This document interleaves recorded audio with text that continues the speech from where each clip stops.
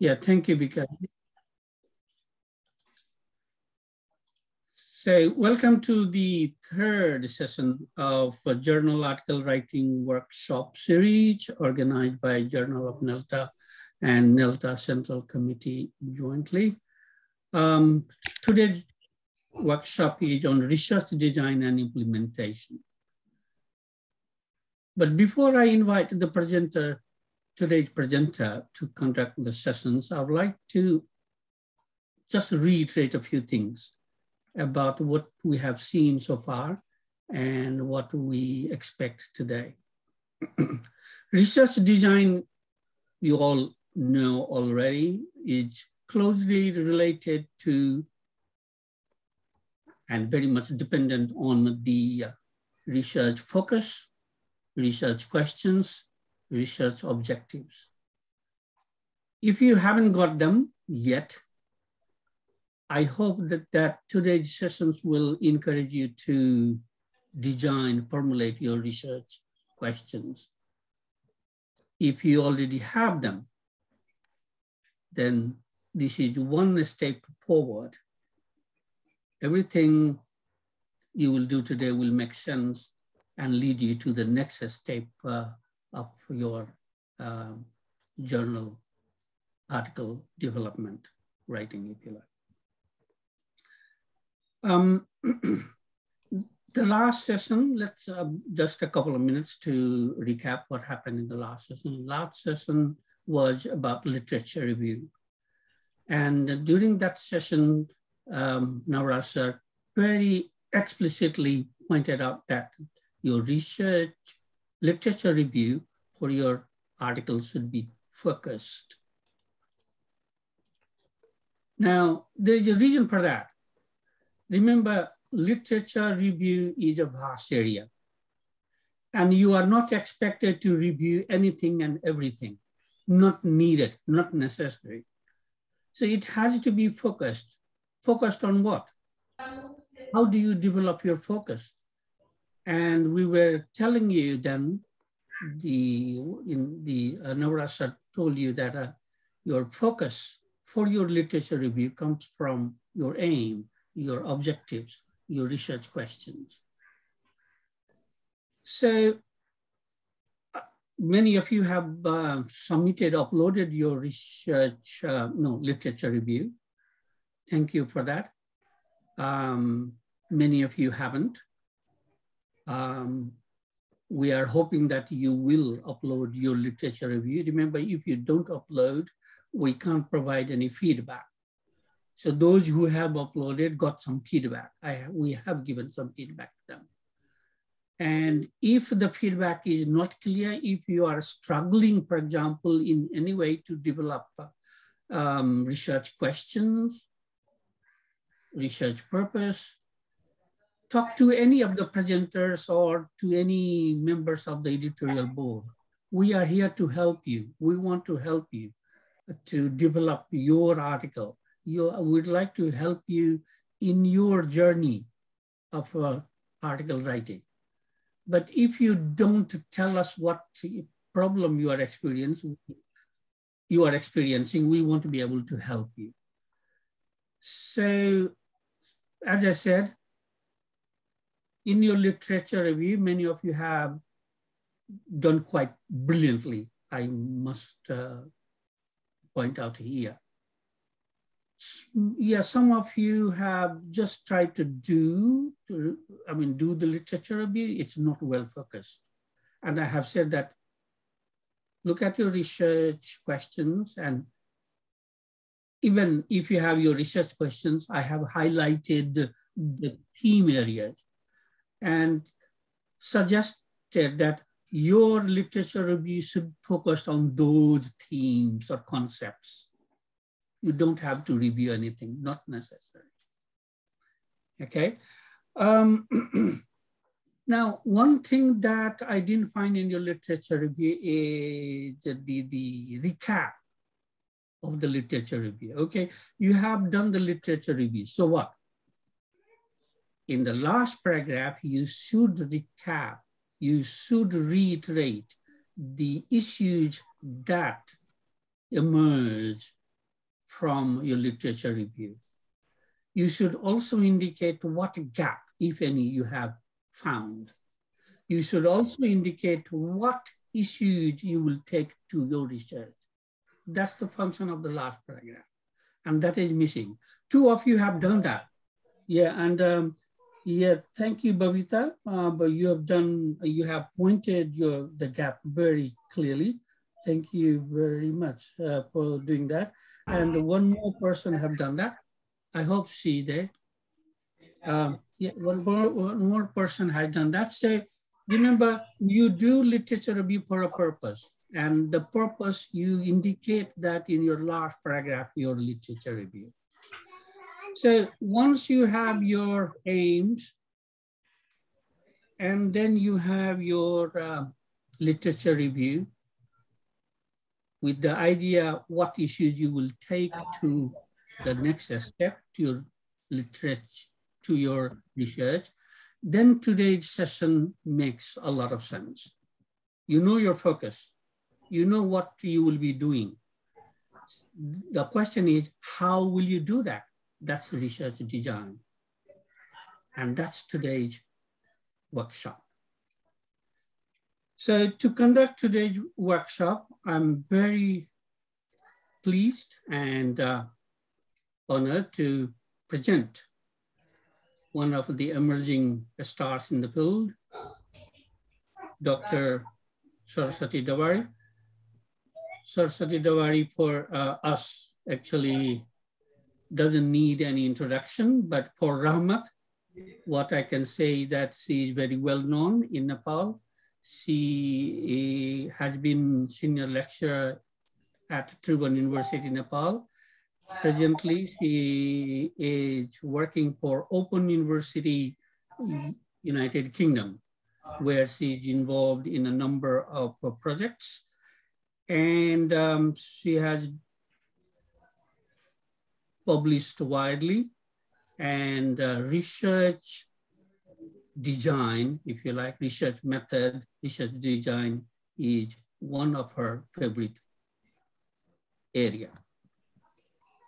So without further ado, over to you, Saraswati. Thank you so much, sir. So let me share my screen first.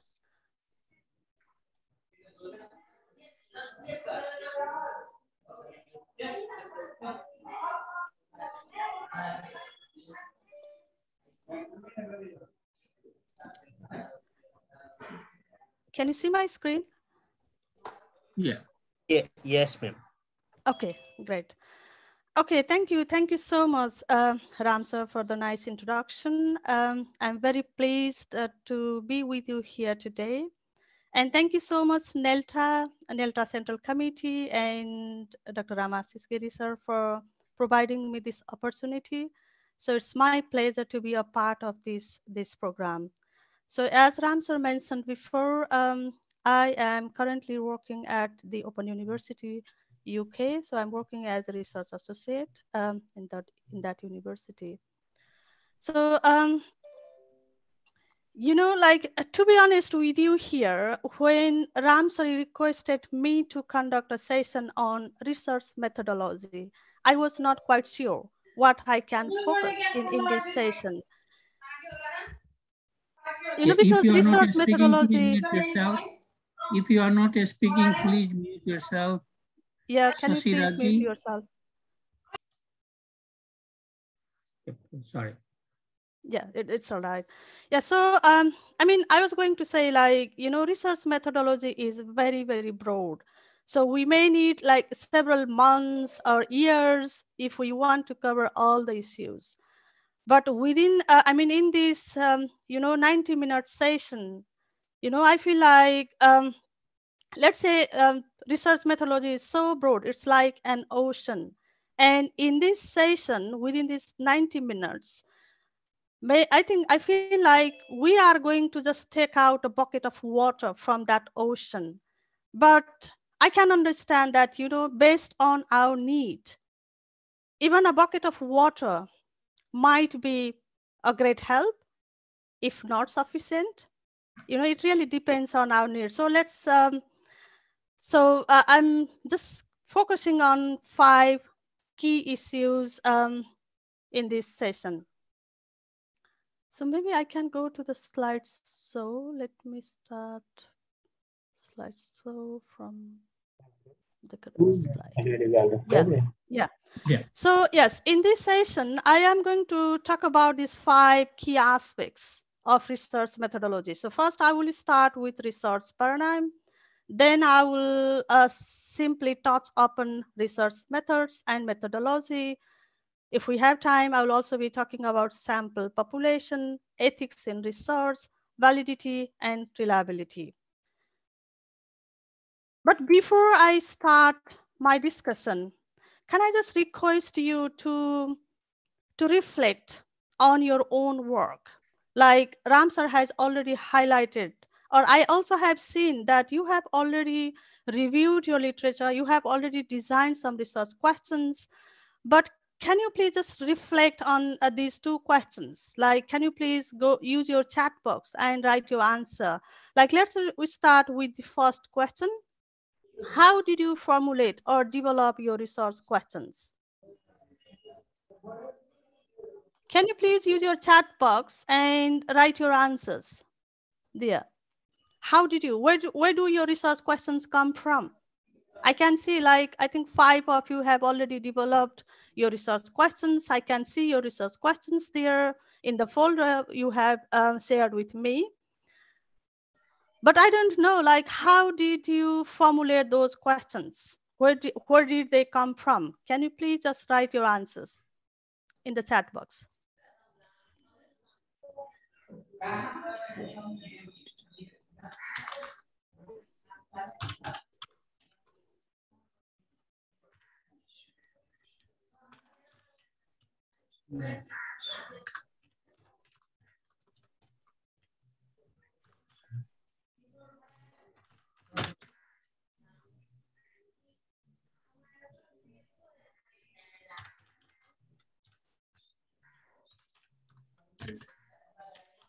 Anyone?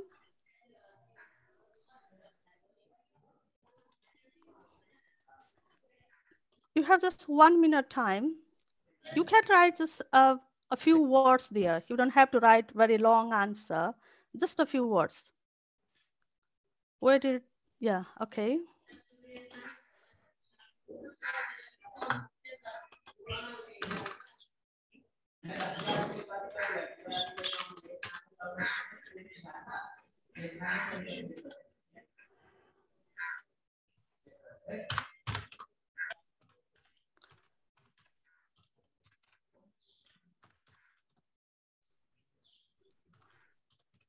Okay, I find the answer interesting here. The question I developed for my article were created from the areas I felt researchable. Okay. I have an issue in my class regarding language development. I developed research questions focusing on the title and planned research methodology of this study. Mm-hmm. Anyway, yeah, thank you. Thank you so much. Thank you so much. So, yes, I don't know how you have developed your research questions, but for me, like I usually develop them after I review the relevant literature available in the field. Like I am interested in a particular topic, then I go to, I review literature and then I want to see the gap, like what kind of things have already been done, what the research shows, and what has not been done, where is the gap. So based on that gap, I develop my research questions. But I know, like here, one of the answers here based on my classroom issues. Yes, it really depends on what kind of research we are going to carry out. So anyway, thank you so much, all of you. The second one, what methods are you planning to use and why? Can you please reflect on this question as well? So what methods are you planning to use? Are you going to use, like, let's say, survey? Are you going to conduct a survey or interviews or focus groups or any other? You know, what methods are you planning and why? Experimental, okay.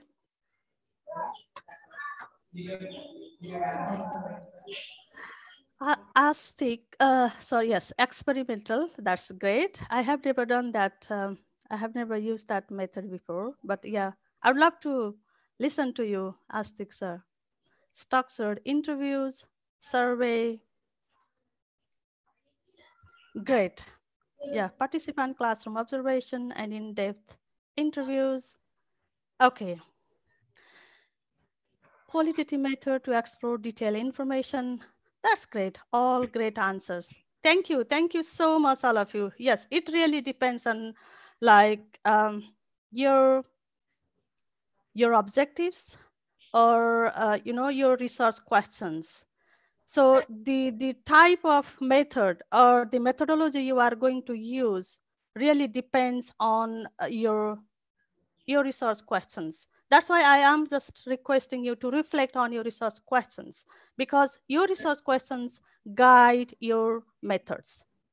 You can also argue your research methods or your research methodology may guide your research questions. But I would say research questions usually guide your research methods or methodology, whatever you call out. We will come back to the term methods and methodology later. So before we talk about research methods and methodology, let me spend a couple of minutes here on research paradigm. I can understand that many of you are already familiar with the term research paradigm. I can see that in this group, some of you are very experienced researchers like Ram sir, Kasi sir, Madhu ma'am, Navara sir. So all of you are very experienced researchers. But here I can understand that many of you, like, you may not be familiar with some ideas or the concepts around paradigm, research paradigm. So let me spend just a couple of minutes here. So research paradigm is a set of assumptions or beliefs about how the issue of concern to the research should be studied.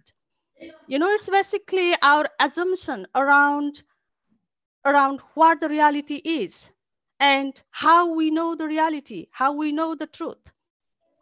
From theoretical perspective, it comprises like ontology, epistemology, and axiology. So ontology refers to the nature of reality, or let's say what is truth. And there are maybe, let's say, two opposite extreme perspectives about the nature of reality. They are, realist and relativist or interpretivist. So the former contends that a phenomenon is objective and can exist independently of human beliefs, whereas the latter posits that a phenomenon is subjective as different individuals interpret it in different ways. So the researchers who follow realism, they believe in single reality, but the relativist researchers, or let's say interpretivist researchers, they believe in multiple realities. So it's your own beliefs, your own assumptions around what the reality is. And the second component is epistemology, which is concerned with the nature of knowledge and how the knowledge can be acquired. So it looks at the relationship between the researcher and that being researched. So the first one, ontology, means what the knowledge is, what the truth is. And the second one, epistemology, means how do you know what the reality is? How do you know what the truth is? So similarly, research paradigm, when we are talking about research paradigm, we will also talk about, the axiology, that is another component. So axiology, here, it refers to the nature of values or value system. If you believe in realism, your study will be value free. But if you are guided by relativism, or let's say interpretivism, your study is value laden. So it really depends on your theoretical assumptions, your theoretical beliefs around the world, right? And if you follow the literature, you can see that several research paradigms shape contemporary educational research. You can find a wide range of, research paradigms. So they range from, the traditional positivist perspective to the latest multi-paradigmatic old view. So there are several research paradigms, but yeah, also, like, I think I forgot to tell you, like, some of the researchers, they also talk about, the logic. So they also argue that logic is also a part of research paradigm. So logic refers to the theory of reasoning. So I don't want to go in detail, but here, the basic idea is that it's basically about, your assumptions or your beliefs about what the reality is and how do you know what the reality is. So it's basically, we can focus on two: what is reality, whether you believe in single reality or in multiple realities, or and then how you know what the reality is. Just these two questions. And based on these, there can be three main models for doing research. In the first model, the researcher places themselves outside the system of interest. So if you believe in single reality, your study is guided by realism and you believe in single reality. So that means you are not interested in individual experiences of your research participants. So you will be using scientific observation, or let's say you will be using simply questionnaire, or maybe you will be using structured interviews. You don't work with participants. You simply use the scientific methods of data collection. So if you believe in single reality. But in the second model, what happens is that the researcher places themselves within the system for a short while and then leaves. Or the researcher learns, but the participants only do so while the researcher is present. So in this second model, researcher might be somehow interested in, individual experiences as well, but not to a great extent. They don't work very closely with the participants. So so that's the second model. Then in the third model, the researcher as a co-researcher places themselves within the system and work with people.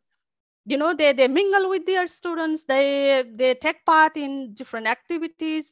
The researcher and the research participants, they work together. Research is a process of producing new knowledge.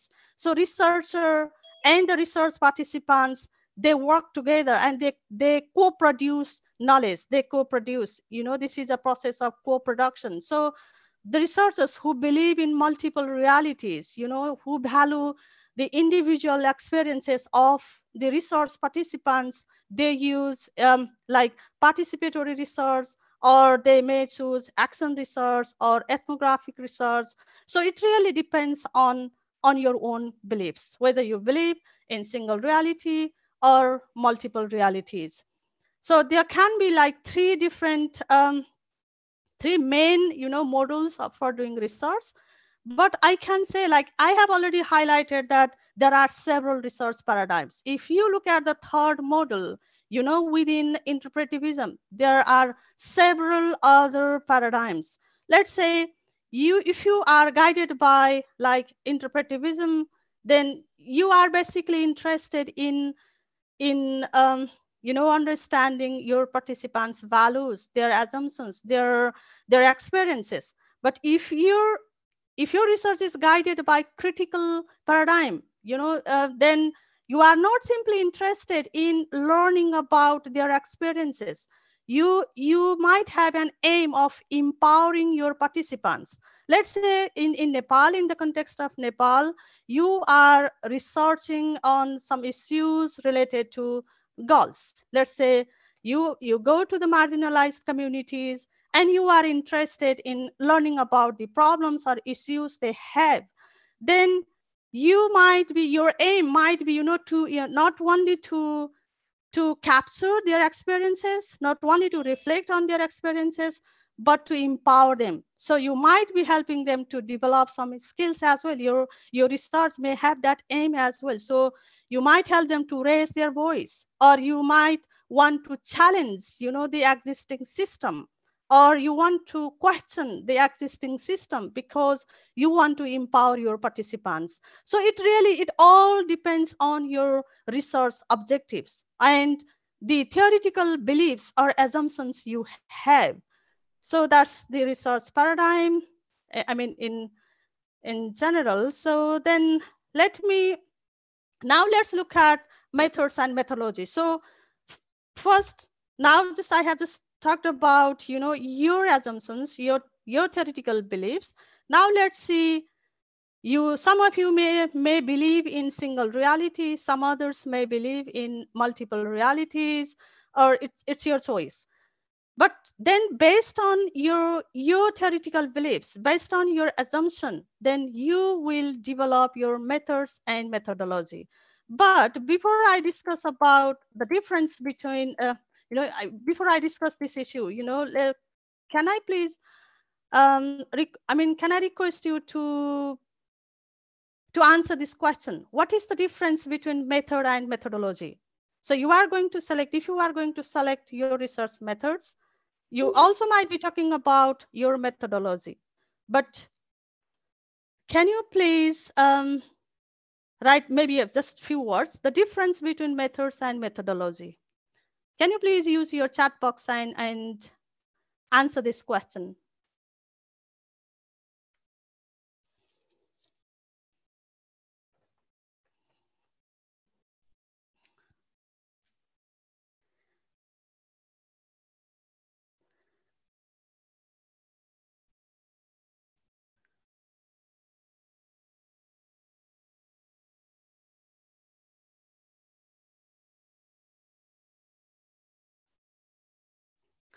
Okay, method as a tool and methodology as a set of procedures.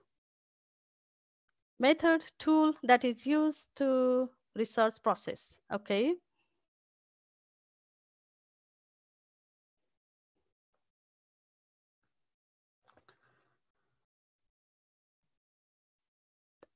Any other answer?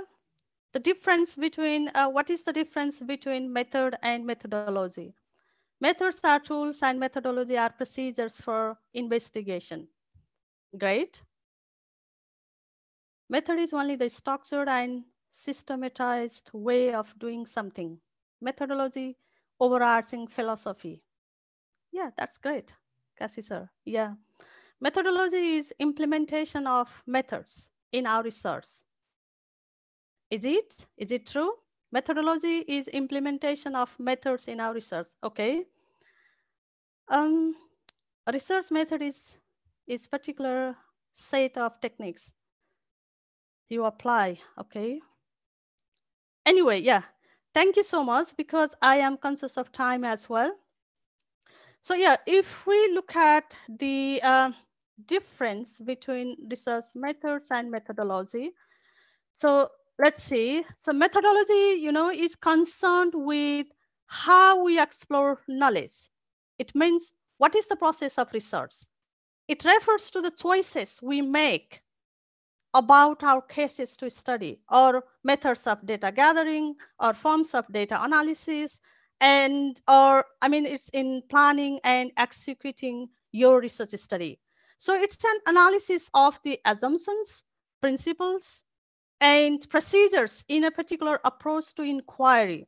So it provides justifications for methods that a researcher uses to collect data. So it's basically providing justification for, folks choosing or for using certain type of research methods. So the word methodology, I can see that it is often confused with the word methods.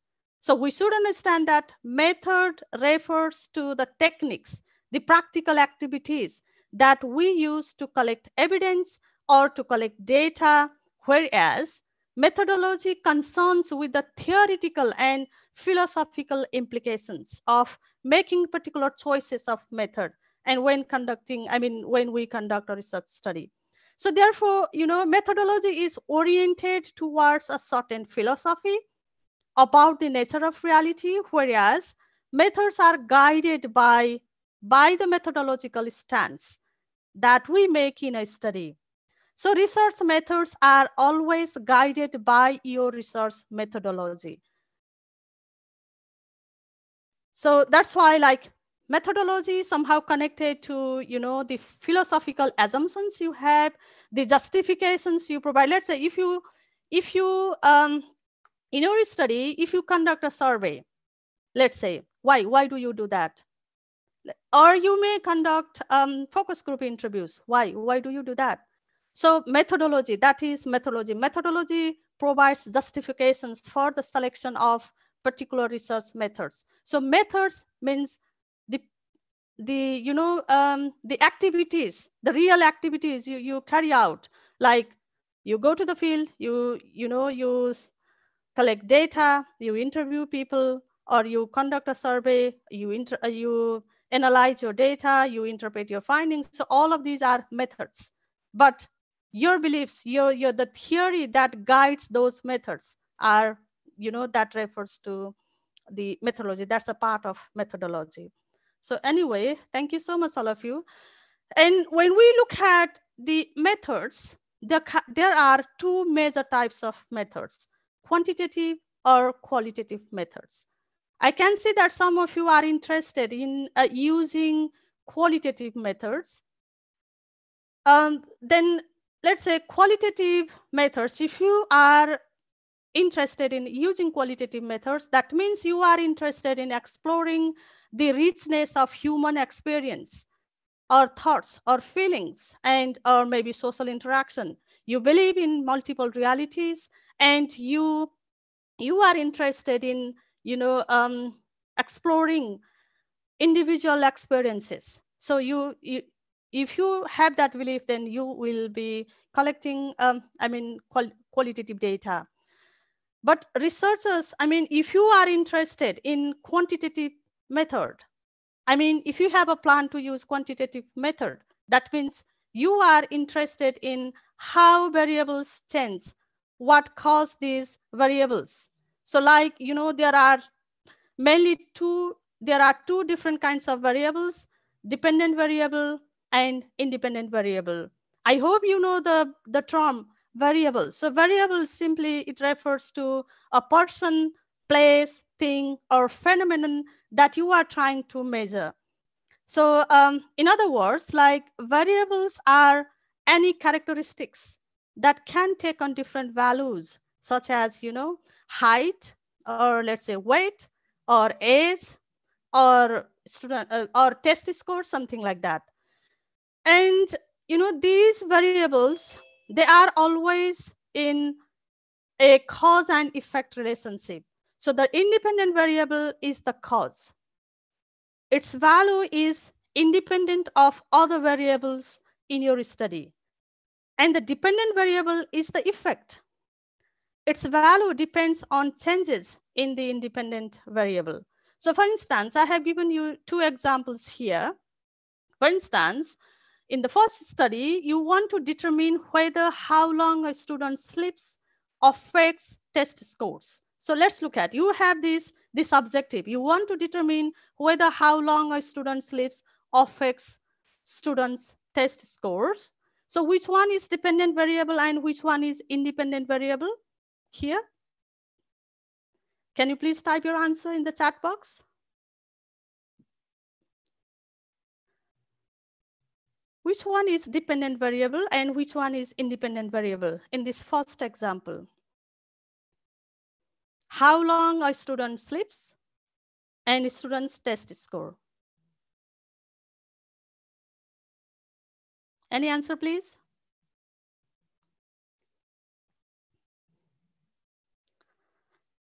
Mr. Ramoth, do you have any idea which one is dependent variable and which one is independent variable? Okay, dependent test score. Birbal sir, okay. Kasi sir, test score depends on sleep. So which one is dependent? Oh, yeah, okay. So test scores is dependent. The test score. Okay, thank you. Yeah. So here test score is a dependent variable. And how long students sleep, that's independent variable. So in the second example, Determine the relationship between language learning strategies and language proficiency. Let's see this example. Which one is the dependent variable here and which one is the independent variable? Can you please type your answer there? Language learning strategies and language proficiency. Which one is dependent? Language learning is dependent. Language learning strategies, you mean? Yes, okay.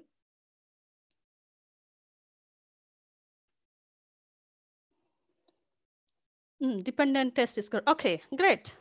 Thank you so much, all of you. Yes, in this second example, language learning strategies. Yeah, that's, language learning strategy that is independent variable and language proficiency dependent variable. So now let me move to another slide. So this means like in qualitative and quantitative methods, like in qualitative methods, you will be using qualitative methods if you are interested in, individual experiences. Or maybe you have an aim of empowering your research participants. You want to co-produce knowledge. You want to work with your research participants. You want to work with them very closely. And you want to co-produce knowledge with your participants. You will be using qualitative methods.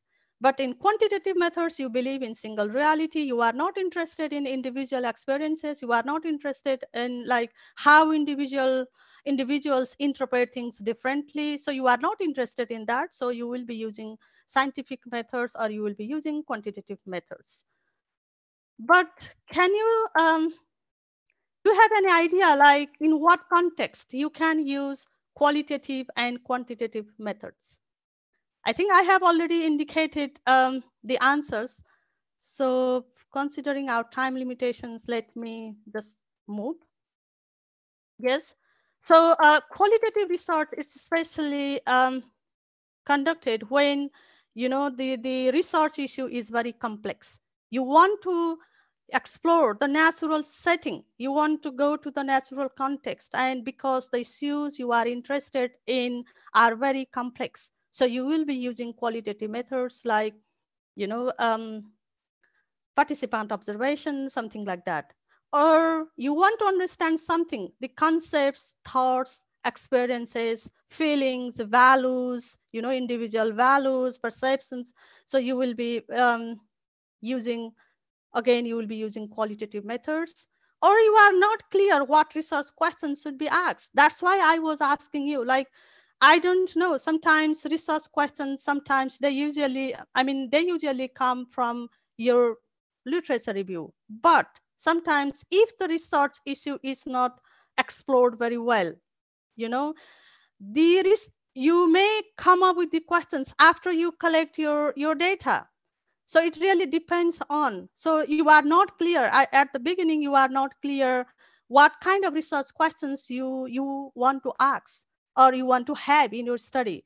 So maybe you will go to your field, you will be working very closely with your participants, and then somehow you understand the context, and then you can develop your research questions. So you are you know maybe you are conducting a phenomenological study, or you are following a grounded theory. So it really depends on. That's why I was talking about your theoretical assumptions at the beginning. So, or let's say there is little or no research in the topic, so that in that case also you might be using qualitative methods. But if you but in some cases, the research questions you go through the literature review and you have a clear research questions, because the issue has been explored very well. You can find several publications, so you have very clear research questions, or substantial body of research and good theory. There is a substantial body of research, and you can also find theories that can help you to form a kind of hypothesis. So if you have a kind of hypothesis, then you can use quantitative methods. So I will come back to the hypothesis later. and confirm or test something, maybe a theory. You have developed, you want to develop a theory and you want to confirm that, or you want to confirm your hypothesis, or you want to generalize your findings to population, or you want to get objective or conclusive answers to your research questions. So in this context, you can use quantitative methods. So yes, there are two main methods of data collection, quantitative methods and qualitative methods. But there are some researchers who want to bring both together. They mix methods. When I am saying like mixed methods, when we say this, what comes to your mind? You know, what comes to your mind when you think about mixed methods?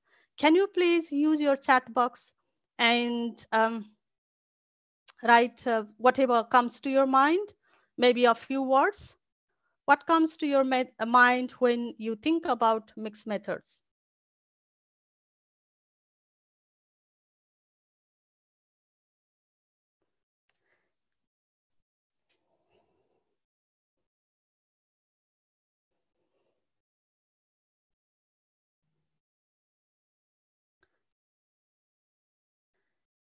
Both qualitative and quantitative at a time. Okay, that's great.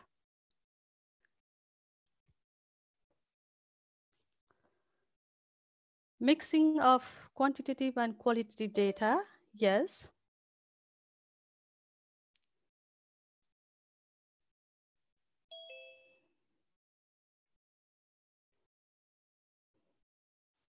Great, yeah, thank you. Thank you so much. Yeah, mixed methods, let me just move on. Yeah, mixed methods is a research methodology that involves, you know, collection of both quantitative and qualitative data to address the research questions with sufficient depth and breadth. So here, yes, you are right. In mixed methods, it's a research design on its own. And if you are using a mixed methods, you are collecting both quantitative and qualitative data. So a mixed methods design, I mean, researchers argue that a mixed method design offers the best chance of answering research questions by combining two sets of its strengths while compensating at the same time for the weaknesses of each method. So, you know, like if you look at different methods like survey, let's say, or structured interviews or semi-structured interviews, all of them may have, you know, each method may have some strengths and some weaknesses. So if you combine them, then you are combining the strengths, right? Or you can compensate, I mean, at the same time, you can compensate for the weaknesses of each method. So combining two methods sometimes can be a way of widening inquiry. According to Creswell and Planocrack, you can see, you know, you can widen your area. So, but there are, you know, some justifications for combining qualitative and quantitative data in your study. For this, let's say like I have mentioned just 5 here, but there can be many more.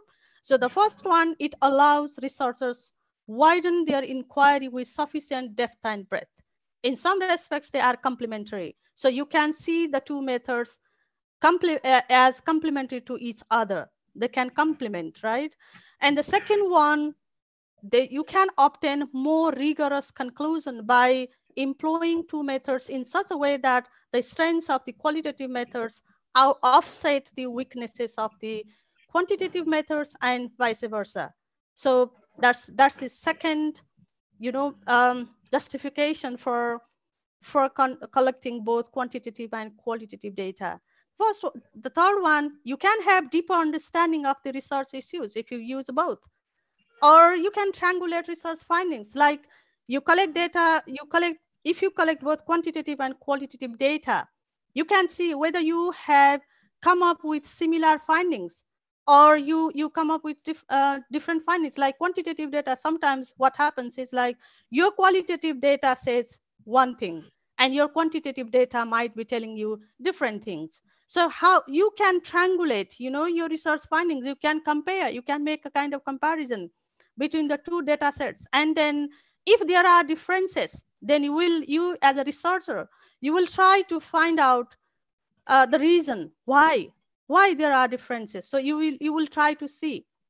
So you can triangulate research findings, and then also like you can develop more effective and refined conclusions by using the results from one method, qualitative or quantitative, to inform or save the use of another method, qualitative or quantitative. So it really depends on, there are different types of mixed methods design.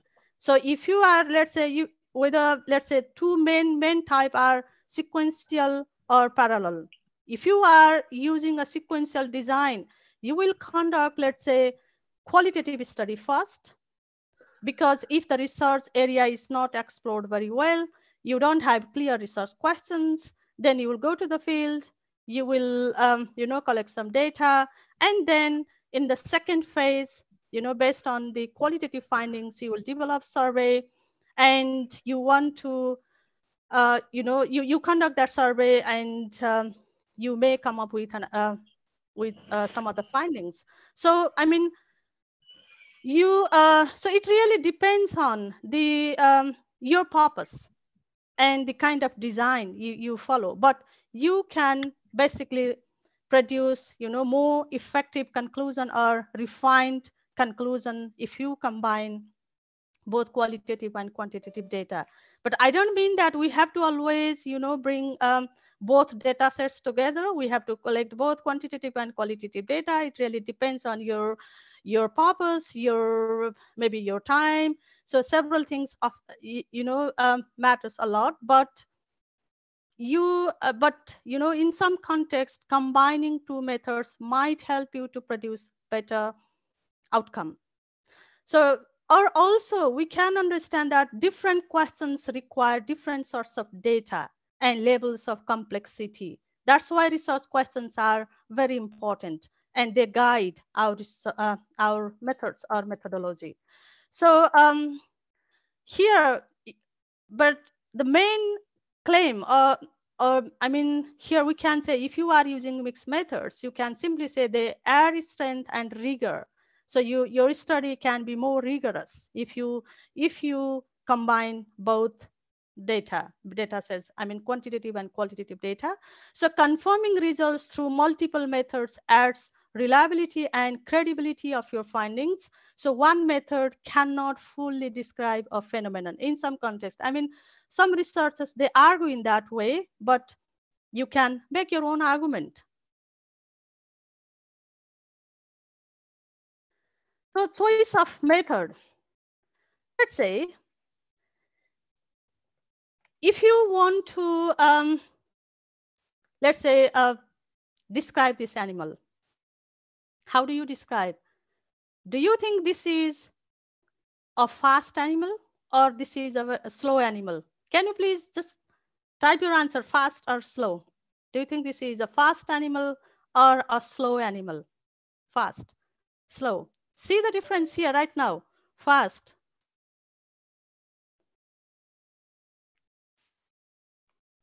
Okay.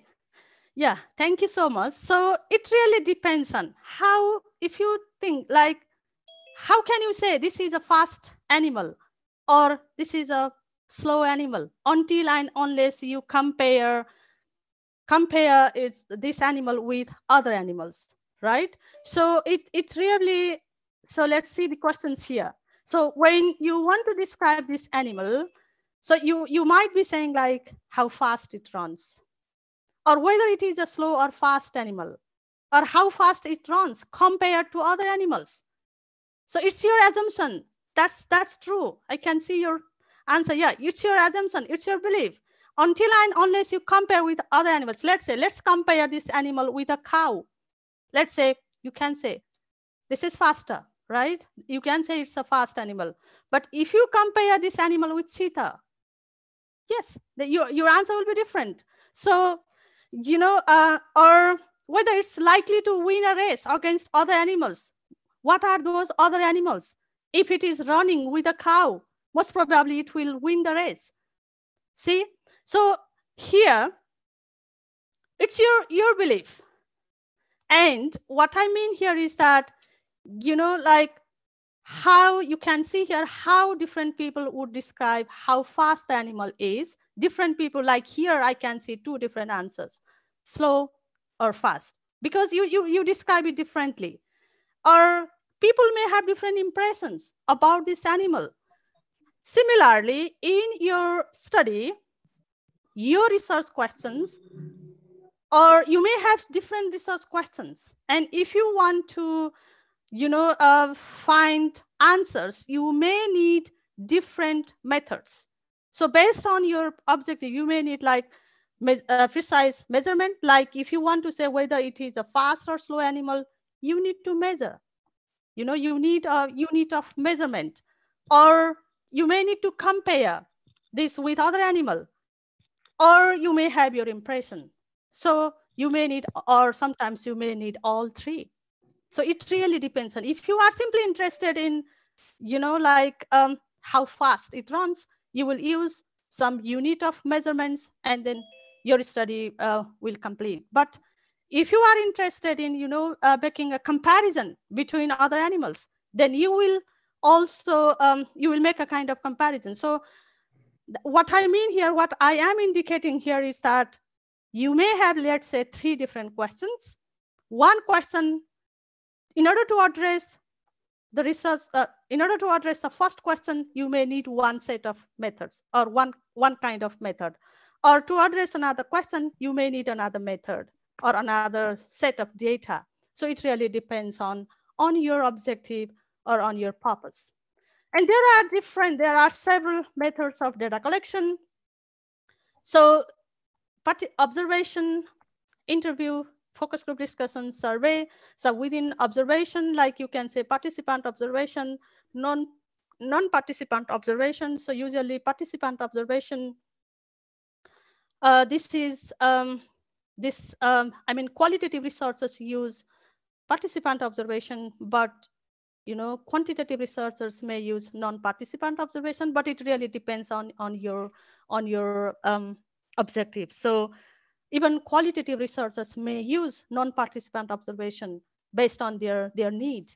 Or interviews, I know you are well familiar with all these terms: structured, semi-structured, structured interviews, semi-structured interviews, or unstructured interviews.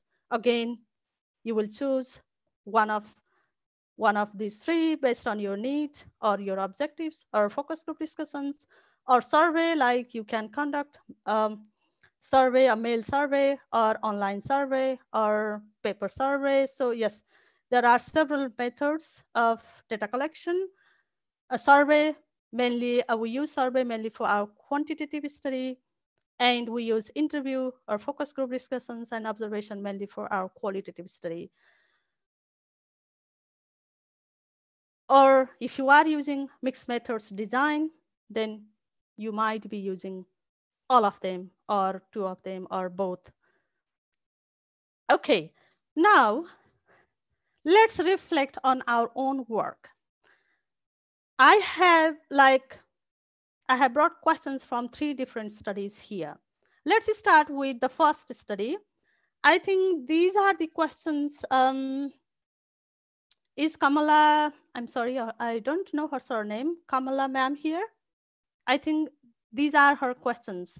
Yes, ma'am. So it's, okay, Kamala Kesi ma'am. Okay, thank you. I like your research questions. That's why I have brought here, like you have three research questions.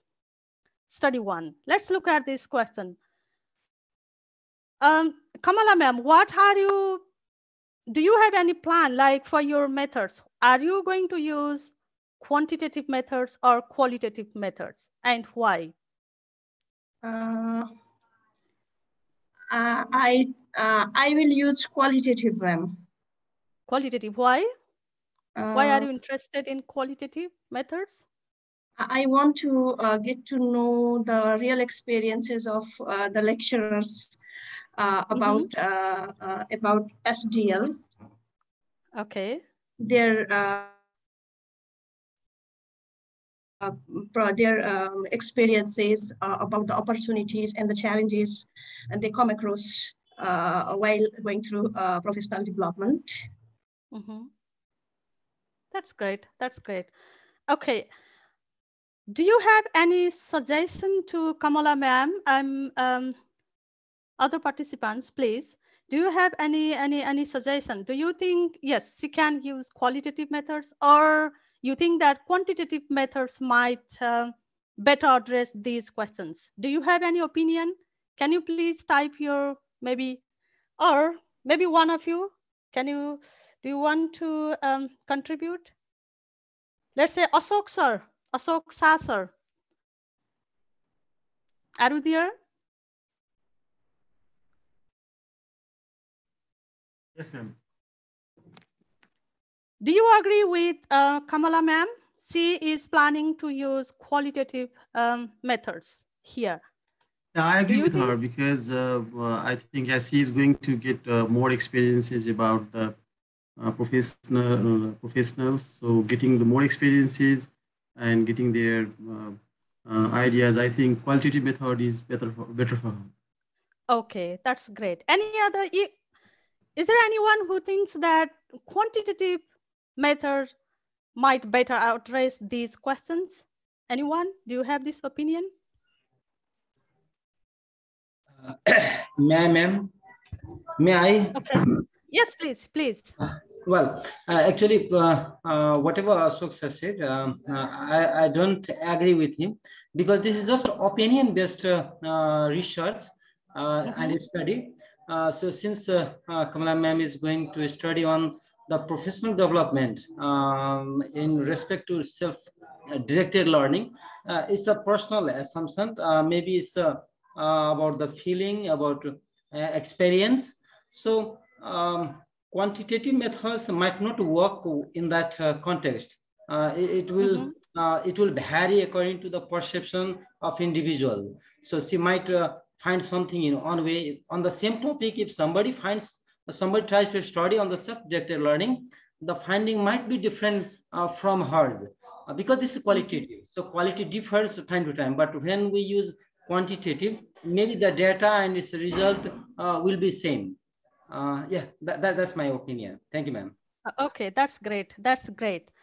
Okay, I agree with all of you. It really depends on Babita ma'am's in objectives, or like for me, like it seems like qualitative methods. Sorry. That was Kamala is. Sorry. Yeah. Did okay. You Sorry. say yeah, it was Kamala. So that's her. Kamala. Yes, Kamala. Yeah. Sorry for that. So here, like, I think qualitative methods may better address these research questions because she seems to be interested in individual experiences, as she mentioned before. Or at the same time, maybe you, if you have a plan, to generalize the findings to the population, maybe you can also conduct a survey. But it really depends. Sorry, it really depends on you actually. So let's look at the second study. How are the students' experiences and perceptions of using Facebook in daily life and studies? So I think these are the questions from Babita ma'am's study. So Babita ma'am, are you here? Yes, ma'am. Yes. What methods are you planning to use in your study? So are you going to use qualitative methods or quantitative methods, and why? Yes, I have a plan to use a qualitative method for this study, and based on that, I have developed these questions. And I'd like to request to you and all of the participants to give some suggestions if possible. Either the research questions are appropriate or not. What can I do? I need your suggestion and help, ma'am. Okay. Any other? Thank you, Babita ma'am. Let me go to Puspa Adhikari ma'am. Are you here, Puspa Adhikari?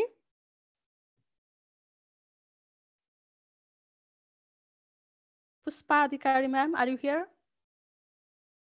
No.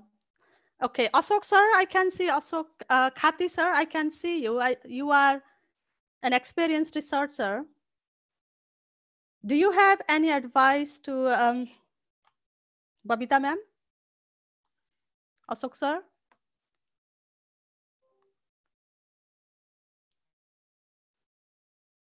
I do not hear. Okay, any other participants? Do you have any suggestion? Like what methods would will better address her questions?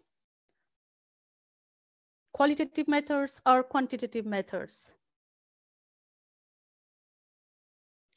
Any idea? Kasi sir, any idea?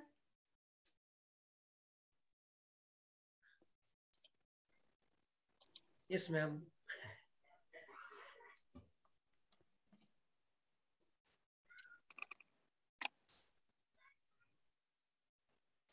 Can we repeat the questions actually? Please. What methods may better address or resource questions? Can she use qualitative methods or quantitative methods to address these questions?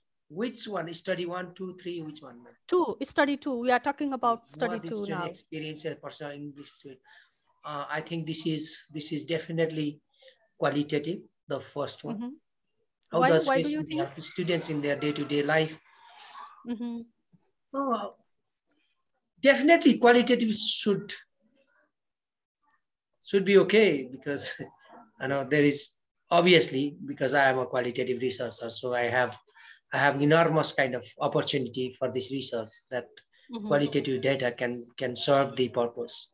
Yeah. Okay. Great. Okay. Anyway, thank you so much. Yes, I agree with Kasi sir and Babita ma'am.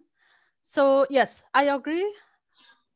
You can use qualitative methods here because you are like, let's say, look at the word students' experiences. You are interested in learning about their own experiences. So you can use qualitative methods. Maybe you can, conduct semi-structured interviews or I don't know what, maybe you will collect their Facebook status.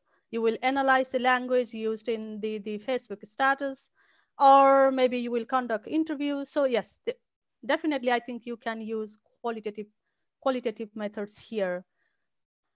And let's look at the third study. So there are 3 questions. Reading strategies used in the SCE English reading test. Are there any significant differences,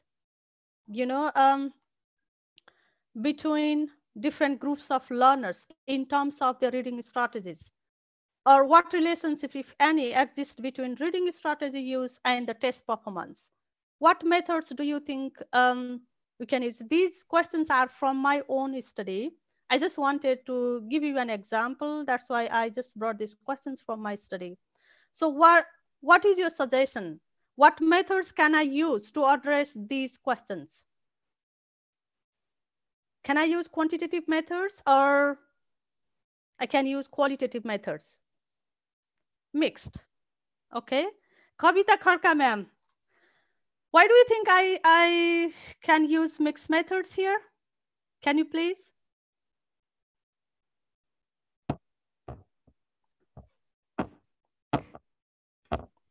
Kavita ma'am? Because here you are trying to explore the strategies, reading strategies, as well as you are going to find out the relation where you can use correlation. And so both can be suitable here, in my opinion. Okay, that's great. Thank you. Thank you so much. Yes, I can see like some of you are saying quantitative, some others saying mixed. Yes, I used, actually this study has already been published and I used mixed methods. Mainly because like in the research question 2, I had a kind of hypothesis, like I was comparing their reading strategies and their test scores. So I had a kind of hypothesis like low proficiency test takers use, use learning strategies less frequently than high proficiency learners. Something like that. I had a kind of hypothesis. I wanted to test my hypothesis. That's why I conducted quantitative data. I mean, I collected quantitative data. And I was also interested in individual experiences, like when they were preparing for the SCE English test, how did they feel? What strategies they used? What kind of experiences they collected? So that's why I I also like conducted some semi-structured interviews. So I used a mixed methods design to address my research questions because I had some hypotheses. I wanted to test my hypothesis, and I was also interested in individual experiences. So that's why I used a mixed methods. However, you know, like now we have discussed methods, methodology. We have also discussed different types of methods. But you know, the kind of, as I have already mentioned to you, what methods you are going to use, it really depends on these three things. The first one, available time. You know, time is your biggest enemy. Sometimes, you know, good intentions get delayed by, like, let's say days, weeks, or months or years, one day at a time. So although you have good intentions, your time can be the greatest enemy sometimes. So you need to think about time, how much time you have to conduct this study. Or resources. Do you have resources, you know, to conduct? Like you want to carry out a scientific study, you want to work in a lab, but do you have that lab? So what kind of resources do you have? You have a plan to, let's say a very simple example. You have a plan to interview students and you want to video record the discussion. Do you have a video recording device? So what kind of resources? Are the resources available? So you have to think about your resources as well.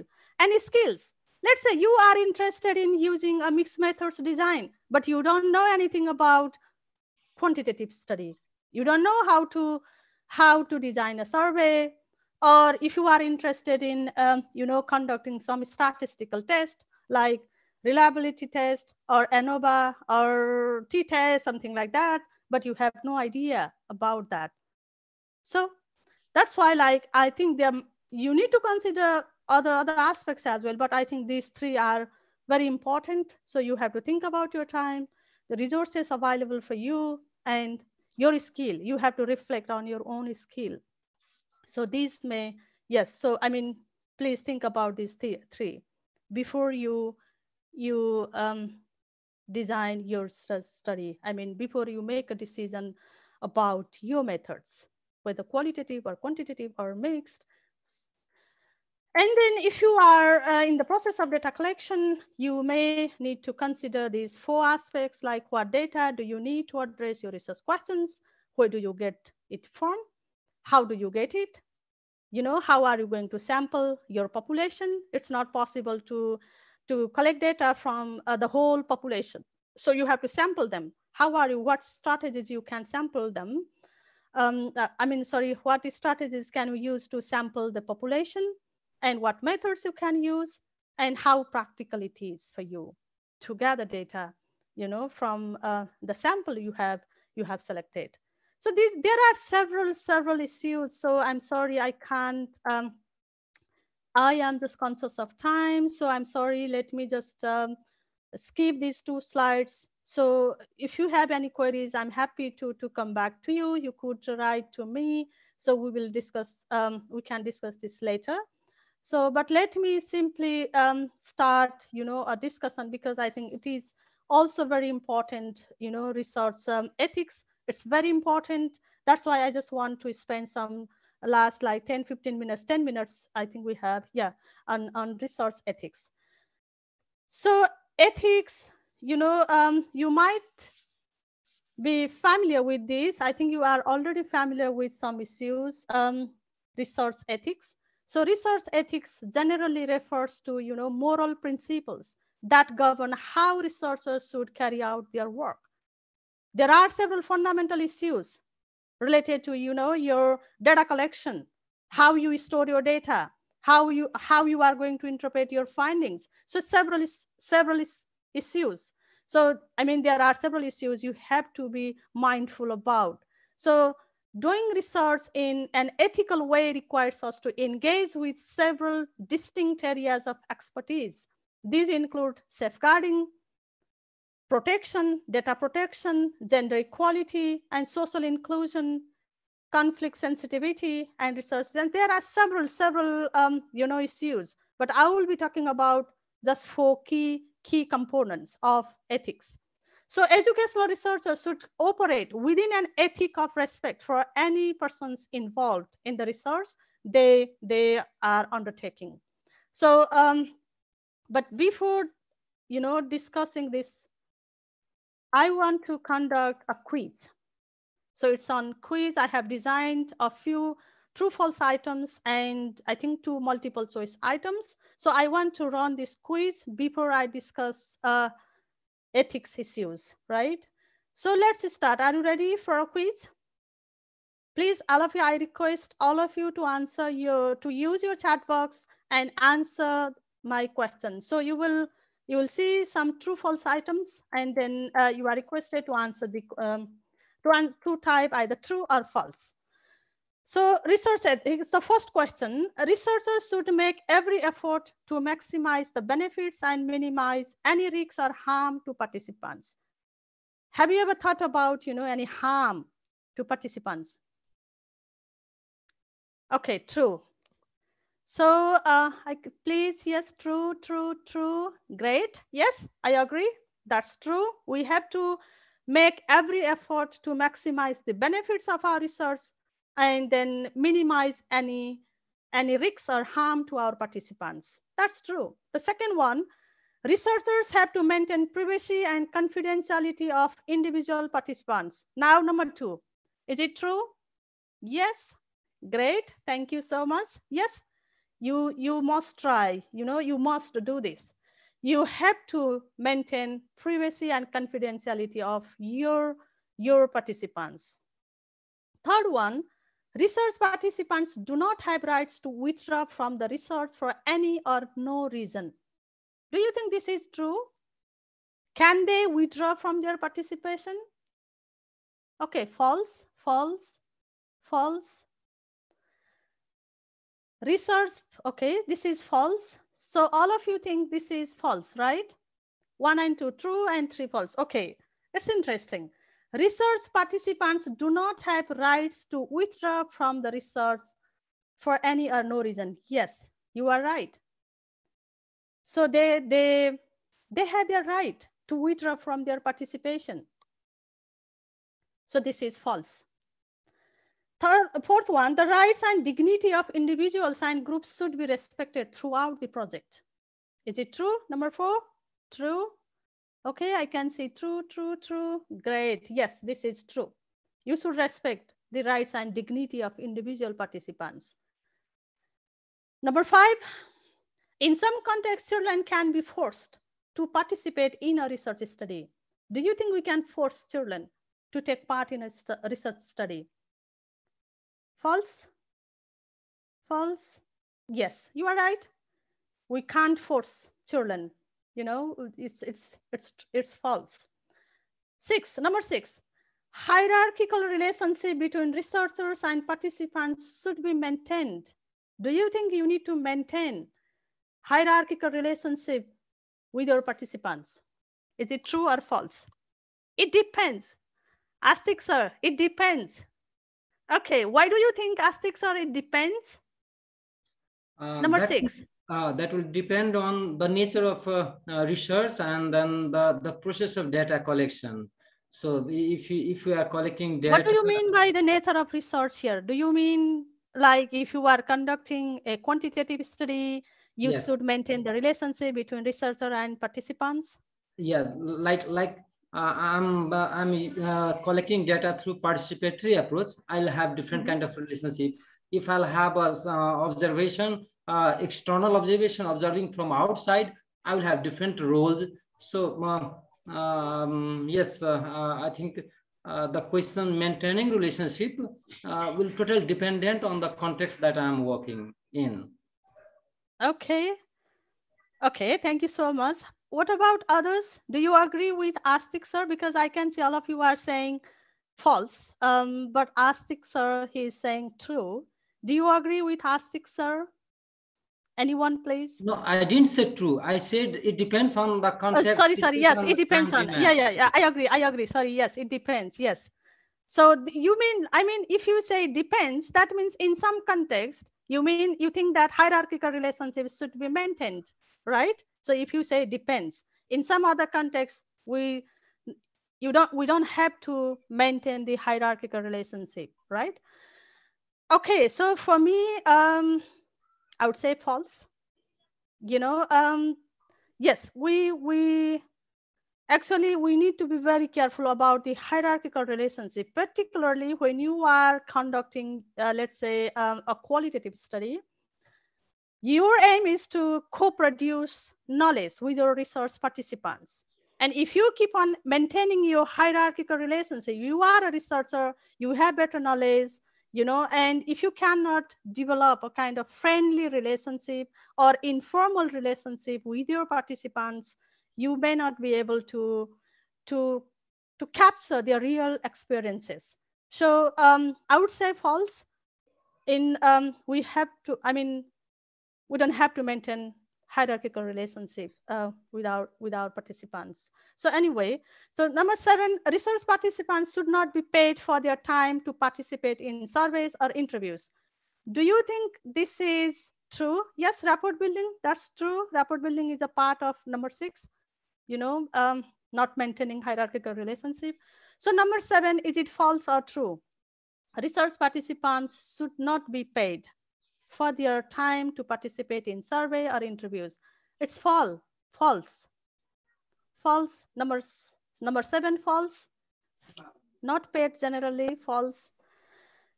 Research participants should not be paid. Is it false or true? True. Okay, Kavita Kharke ma'am, why do you think this is true? I can see some of you are saying false. We give them payment, I don't think they like by giving money or some sorts of payment, I don't think we will get the real data sometimes, because if they know they are going to be paid after, you know, telling truth or something, then I think that will be quite, what do you say, manipulated data will come. Okay, so you mean you have to pay your participants only after you collect data? Do you mean that? No, like per survey maybe, I don't know, but like when we are conducting research, if my participants know that they are going to be paid later, I don't think they will be honest. There won't be honesty, I think. They will, I think, give positive views also sometimes. Yes, that's true. That's true. I agree with you. Yes, I agree with you all. This is, yes, this is true actually. This is true. For me, this is true because, you know, in these days, the issues have been raised actually. The argument is that if you pay the participants, they may have a kind of understanding that they have to say all good things to you because they are paid. You have paid them. So they may develop that kind of mentality, you know, they may have that kind of understanding. So they will be telling you all good things only. Yes, I agree with you. We have to compensate for their, you know, time. Maybe they may have to spend some money on their for their travel. So we have to compensate for that. But paying, if you pay like a good amount of money, then maybe they might be telling you just good things only to you, and you may not be able to capture the real picture. So there are arguments, but you can argue, yeah, in your own way. Then hierarchical relationship. Okay, this has been repeated, so let me just move. And then I have 2 more here now. Multiple choice question: which of these needs to be considered to gain informed consent? So if you want to obtain informed consent from your participants, which one is correct here? A, B, C, D, and E, or E?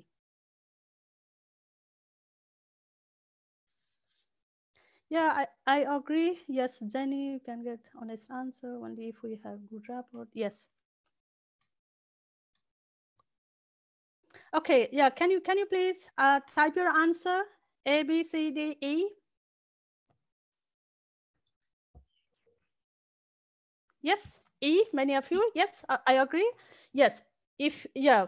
So you have to provide detailed information about the project objectives and nature of participation. Here, nature of participation means like what are they supposed to do if they want to take part in this study? Are they spending like half an hour time or 1 hour time, or are they taking part in an interview or in a survey, something like that, or discussing potential risks and benefits of the research, or clarifying the information given, or respecting participants? Yeah, I mean, number E, you have to try all. And then the last question, a research participant can withdraw from a study for any reason as long as it is explained to the researcher, for any reason as long as the researcher gives permission to withdraw, for any reason without any explanation. Which one is correct? A, B, or C?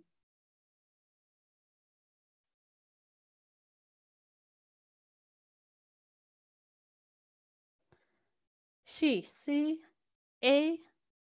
Kavita ma'am, you think A? Okay, A, C, A. Okay, Sosi Raj Gibire sir. Sosi sir, why do you think this is A?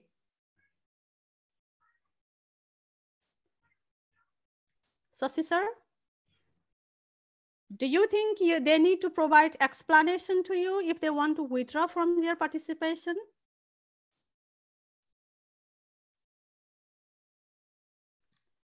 Anyway, yeah. So I would go with C. Here, they don't have to provide any kind of explanation to you. You know, it's their right. They can withdraw from our study anytime if they want. They don't have to provide any kind of explanations to us. So yes, I would go with C. Anyway, so these are like, we have covered 4 different key principles of ethics. So doing no harm and protection of all participants and also the researchers, maintaining privacy and confidentiality. So this means like, how are you going to collect data? Where are you going to store your data? You know, how do you make sure that, you know, the data is accessed appropriately? So how are you going to maintain privacy and confidentiality of your research participants? And then informed consent. This means before you start collecting data from your participants, they need to be informed about the purpose of the study and the nature of their participation. And reflexivity. So this is also very important issue. Reflexivity indicates the power relationship between the researcher and research participants. You know, I have already mentioned to you, research, if you are conducting a research study, that means you are going to produce new knowledge. So you have to reflect on the process you have followed for your knowledge production. So you should be careful about the bias you may have. So you should try to create an opportunity for the co-production of knowledge. So this means reflexivity mainly refers to, you know, how you balance insider and outsider perspective when engaging with your research. So that's around reflexivity, but it's a very broad term. Yeah, I'm sorry, let me move. This is, I think, my final slide. So reliability and validity. So research rigor involves the principles of validity and reliability. So validity means that the research process is accurate and the outcome are authentic. So it's all about the design and analysis, you know, the methods you use, or to collect data, or to analyze your data, or to interpret your research findings. So this means it mainly refers to the use of appropriate research methods, appropriate tools, or sample. So you can reflect on this question, like, are you actually measuring or studying the right thing to draw the conclusions you do? Are you using appropriate methods, appropriate design? So that's around validity. So how accurate conclusion you come up from your research.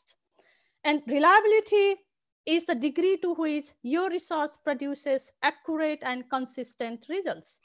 So if your study were repeated, would the outcome be the same? That means, let's say you have already conducted a research study, you have produced your findings, and if I want to carry out the same study, let's say I will use your same research questions, I will use your same methods, I will collect data from the same population, then do you think I will produce same results, or let's say similar results at least? So if your findings and my findings are similar, then your study is reliable. But if I come up with complete different findings, then I don't think your study is reliable. So reliability mainly refers to replicability. If the study is conducted again, yes, then the findings should be similar or should be the same. So that's the reliability. And there are several strategies that we can use to ensure reliability and validity in our study. So such as, using a rigorous process in data collection, analysis, or transcription, or, interpretation, or triangulating our findings. We can triangulate our findings from different sources, or we can make a critical self-reflection to counter research bias. I was talking about reflexivity. So you can make a critical self-reflection. So that's why, there are several other strategies that we can use to ensure reliability and validity in our study, but I'm sorry, now I think the time is over. Yes, now do you have any questions and answers? Maybe I can take just a few, maybe one or two questions. Sorry. So may I put a question, ma'am? Yes, please. You say the findings should be same, then only we can have a reliabilities. I have objection to your point. How can the finding be same? Even if the objective is same, it depends on what research, where I'm doing research, what my participants are, what's their opinion. So I actually don't agree with your last point. Oh, okay. That's fine. I love that actually. Yeah. So I am going to, let's say you conducted a study. I want to just repeat the same study. That means I will use the same data. I will use the same methods that you have used. I will collect data from the same participants. Like if you have, I will be using the same tools you have prepared. And then if I come up with complete different findings, then which one is reliable? Your study or my study is reliable? Did you get my point? So I am collecting data from the same participants. See, okay. the difference is just between you and me, right? Difference is just between us. I am going to use same methods, same tools. Like you might have designed interview questions. I'll be using the same interview questions. I will be collecting data from the same participants. Then, generally speaking, yes, I should come up with similar findings. Don't you think in that way? Okay. Now it's convincing, but similar context, actually, similar context. I will be using same tools. Maybe the participants are also the same, but I agree with you. There is no guarantee that, the second study also produces exactly the same results. There can be like researcher bias, like the way you interpret your findings and the way I interpret findings might be different. Or there can be participant bias. Let's say you interview some, let's say women from a rural community. You as a male researcher, or I as a female researcher, if we go to our participant, if we go to the field, our research participants may behave differently. They may provide different answers. So there can be participant bias. There are several issues that may affect the findings, but But Yeah. generally speaking, like if we use the same method, same tools, and if you collect data from maybe the same group or similar group, then findings should be similar. So if our study is reliable, so anyway, that in that way we are just, I mean, that is my main point. Yeah, thank you. Thank you very much for lively discussions and very good questions, and of course, well addressed. Of course, the interactions and conversations do not end here. You can continue the conversation among yourselves, or, among, with the presenters and the other members of the team. So would like to end the session here, because it's the time we have gone a few minutes beyond. But I must thank Dr. Saraswati Dawari for taking time out of her busy schedule and doing the presentation. I'm very glad that she did it, because this session has been very enlightening. Two very clear lines have emerged, if you are following the argument, that your research objectives, research questions emerge from your focused literature review. Then in turn, your research questions or research objectives help you design your research methods. Remember, if you are confused with your research objectives, research questions, chances are that you do not have a clear idea of what research method you will be using. Talking about research methods, yes, one or two, or maybe one and two and both. It depends on the purposes. So maybe one for one purpose, second, if you take a qualitative as the second one, quantitative as the first one, then you can use quantitative for one purpose, qualitative for another, and maybe both, a mixed one for the third purpose.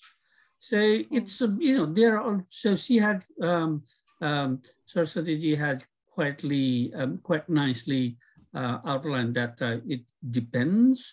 It depends what your purpose is, and the combination of the usage of these two methods is quite feasible.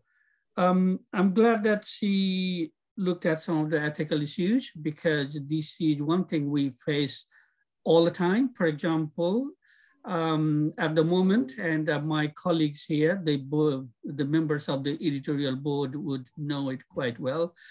When you talk about your participants, you mention the names of the schools, names of the participants, so teachers and the students. Remember, Dr. Dawari clearly said that, remember, you are the researcher, and as a researcher, you have to maintain their privacy. So the privacy of the participants, the privacy of the institutions, right? If you have, for example, some of you have photographs, some of you have some other things that will identify the participants.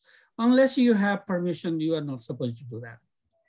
So I'm glad that Saraswati ji actually looked at these issues as well. Again, as I said, we said it in the beginning, it's a broad area, so 90 minutes not enough again, but we have some ideas now, and maybe we can keep working on it. And for that, you need to keep your interactions, conversation going. So if you want to have more clarifications, more elaborations, explanations on any issues, write to us, we can make a list of questions and send it to Dr. Dawari. Dr. Dawari, I'm sure, will spend some time to address your questions. But if you don't write to us, if you don't say anything, then probably you don't get your answers. So remember, this is just the beginning of the interactions, and I'm very glad to see that it has facilitated the conversations. And looking at your participation here, I'm quite happy that it went very, very well.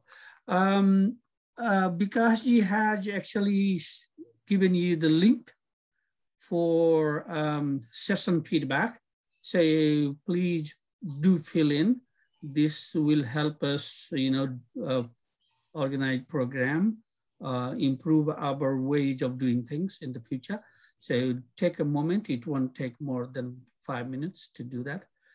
And thank you all for participating in it out of your busy festive season.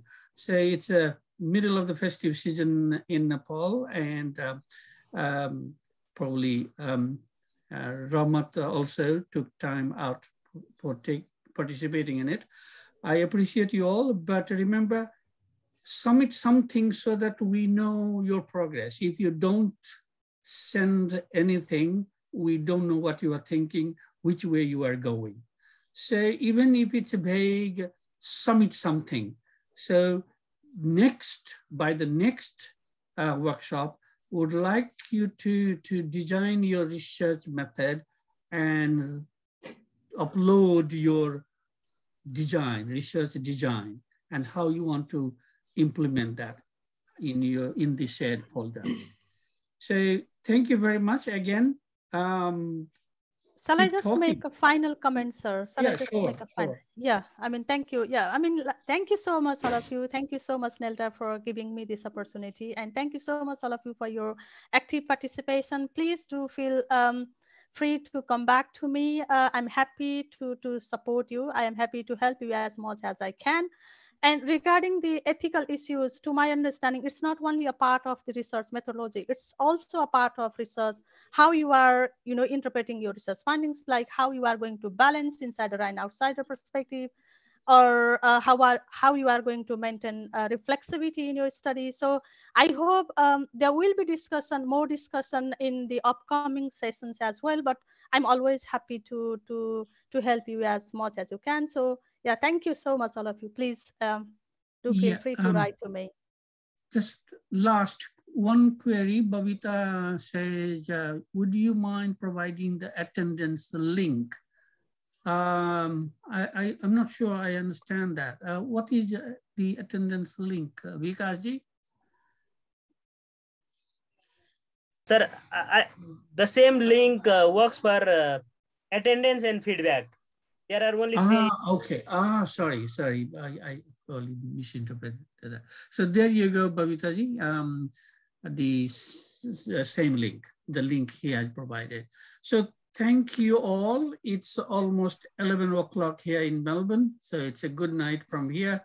Good day to you in Nepal, and even London, and Ramat, to you too. See you next time. In Nepal. Okay. Yeah. Bye-bye. Yeah, Bye. see you, sir, Navras, sir, and Namaskar. Bye-bye. Lovely meeting you all here. Yeah, namaste to you all. Bye. Bye-bye. Okay, bye-bye. Stay safe, everyone. Bye-bye. Okay. Thank you, Sir Sudhiji. Thank you, sir. Thank you, bye-bye. Bye, ma'am.